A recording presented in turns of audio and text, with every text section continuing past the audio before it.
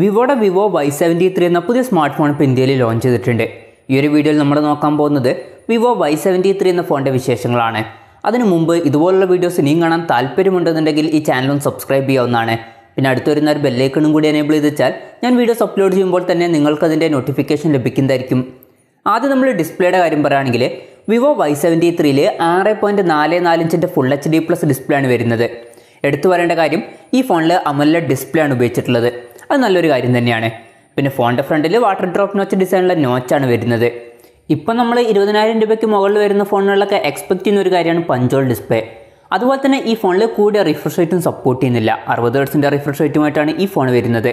അപ്പോൾ ഡിസ്പ്ലേയുടെ കാര്യം നമ്മൾ മൊത്തത്തിൽ നോക്കുകയാണെന്നുണ്ടെങ്കിൽ ഇതൊരു ഓഫ്ലൈൻ ഫോണാണെന്നുള്ള കാര്യം കൺസിഡർ ചെയ്യുമ്പോൾ തരക്കേടില്ലാത്തൊരു ഡിസ്പ്ലേക്ക് ഈ ഫോണിൽ കൊടുത്തിട്ടുണ്ട്.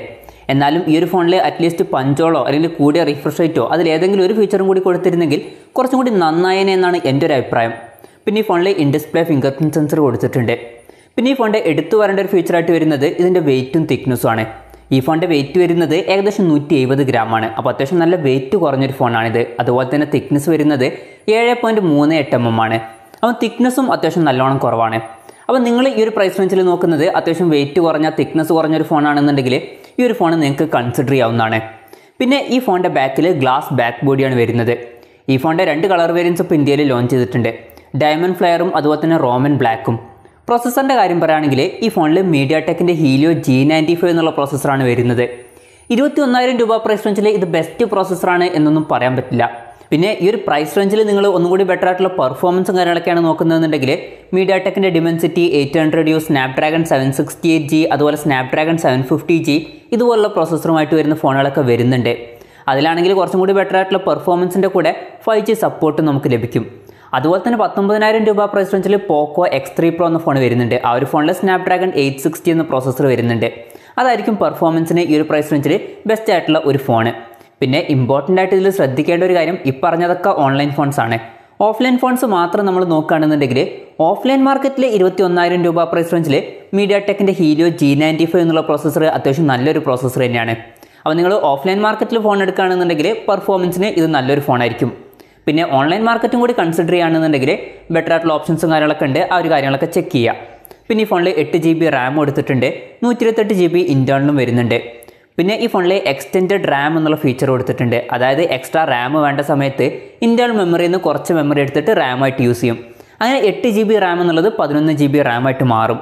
പിന്നെ മെമ്മറി എക്സ്പാൻഡ് ചെയ്യണമെന്നുണ്ടെങ്കിൽ ഈ ഫോണിൽ ഡെഡിക്കേറ്റഡ് മെമ്മറി കാർഡ് സ്ലോട്ട് കൊടുത്തിട്ടുണ്ട്. അതായത് 2 സിം യൂസ് ചെയ്യുമ്പോൾ തന്നെ ഒരു മെമ്മറി കാർഡ് നമുക്ക് സെപ്പറേറ്റ് ആയിട്ട് യൂസ് ചെയ്യാം. പിന്നെ ഈ ഫോണിൽ 3.5 mm ഓഡിയോ ജാക്ക് കൊടുത്തിട്ടുണ്ട്. ആൻഡ്രോയിഡ് 11 ബേസ് ആയിട്ടുള്ള ഫൺ ടച്ച് OS സോഫ്റ്റ്വെയറുമായിട്ടാണ് ഈ ഫോൺ വരുന്നത്. ക്യാമറയുടെ കാര്യം പറയുകയാണെങ്കിൽ ഫോണിൻ്റെ പിന്നിൽ ട്രിപ്പിൾ ക്യാമറ സെറ്റപ്പാണ് വരുന്നത്. 64 മെഗാപിക്സലിൻ്റെ f1.79 അപ്പേഴ്സിൽ വരുന്ന മെയിൻ ക്യാമറ സെൻസറാണ് ഈ ഫോണിൽ വരുന്നത്.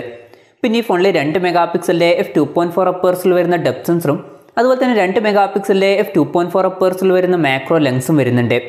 ഇവിടെ ശ്രദ്ധിക്കേണ്ട ഒരു കാര്യം, ഇവിടെ ഈ ഫോണിൽ അൾട്രാ വൈഡ് ആംഗിൾ ലെൻസ് കൊടുത്തിട്ടില്ല. 21,000 രൂപ പ്രൈസ് റേഞ്ചിലൊക്കെ വരുന്ന ഒരു ഫോണിൽ നമ്മൾ മിനിമം എക്സ്പെക്ട് ചെയ്യുന്ന ഒരു കാര്യമാണ് അൾട്രാ വൈഡ് ആംഗിൾ ലെൻസ്. അതിപ്പം ഓഫ്ലൈൻ മാർക്കറ്റ് ആണെന്നുണ്ടെങ്കിൽ കൂടിയും എന്തായാലും ആ ഒരു കാര്യം ഇവിടെ മിസ്സിംഗ് ആണ്. പിന്നെ ലോ ലൈറ്റ് പെർഫോമൻസ് മെച്ചപ്പെടുത്താൻ വേണ്ടിയിട്ട് സൂപ്പർ നൈറ്റ് മോഡ് എന്നുള്ള മോഡ് കൊടുത്തിട്ടുണ്ട്. പിന്നെ നല്ല സ്റ്റേബിൾ ആയിട്ടുള്ള വീഡിയോസ് റെക്കോർഡ് ചെയ്യാൻ വേണ്ടിയിട്ട് അൾട്രാ സ്റ്റേബിൾ വീഡിയോ എന്നുള്ള ഫീച്ചർ കൊടുത്തിട്ടുണ്ട്. പിന്നെ ഡ്യുവൽ വ്യൂ വീഡിയോ ഒക്കെ ഇതിൽ സപ്പോർട്ട് ചെയ്യുന്നുണ്ട്. സെൽഫി ക്യാമറയുടെ കാര്യം പറയുകയാണെങ്കിൽ ഫോണിൻ്റെ ഫ്രണ്ടിൽ 16 മെഗാപിക്സലിൻ്റെ f2.0 അപ്പേഴ്സിൽ വരുന്ന സെൽഫി ക്യാമറ ആണ് വരുന്നത്. പിന്നെ ഈ ഫോണിൽ 4000 mAh ബാറ്ററി കൊടുത്തിട്ടുണ്ട്. കൂടിയ ബാറ്ററി കപ്പാസിറ്റി കൊടുക്കാത്തത് ചിലപ്പം ഫോണിൻ്റെ വെയിറ്റും തിക്നെസ്സൊക്കെ വളരെ കുറവായതുകൊണ്ടായിരിക്കണം. പിന്നെ ഈ ഫോണിൽ 33 വാട്ടിൻ്റെ ഫാസ്റ്റ് ചാർജിങ് സപ്പോർട്ട് ചെയ്യുന്നുണ്ട്. ഓഫ്ലൈൻ ഫോൺ ആണെന്നുള്ള കാര്യം കൺസിഡർ ചെയ്യുമ്പോൾ അത് നല്ലൊരു കാര്യം തന്നെയാണ്. പിന്നെ ഈ ഫോണിൽ Type-C ചാർജിംഗ് പോർട്ടാണ് ഉപയോഗിച്ചിരിക്കുന്നത്. വിലയുടെ കാര്യം പറയുകയാണെങ്കിൽ ഈ ഫോണിൻ്റെ വില വരുന്നത് 20,990 രൂപയാണ്. പിന്നെ HDFCയുടെ കാർഡ് യൂസ് ചെയ്യുകയാണെന്നുണ്ടെങ്കിൽ 1000 രൂപയുടെ ഓഫ് ലഭിക്കും. അപ്പോൾ ഓവറോൾ നമ്മൾ നോക്കുകയാണെന്നുണ്ടെങ്കിൽ ഈ ഒരു പ്രൈസ് റേഞ്ചിൽ മികച്ചൊരു ഫോണാണ് വിവോ Y73 എന്നൊന്നും പറയാൻ പറ്റില്ല.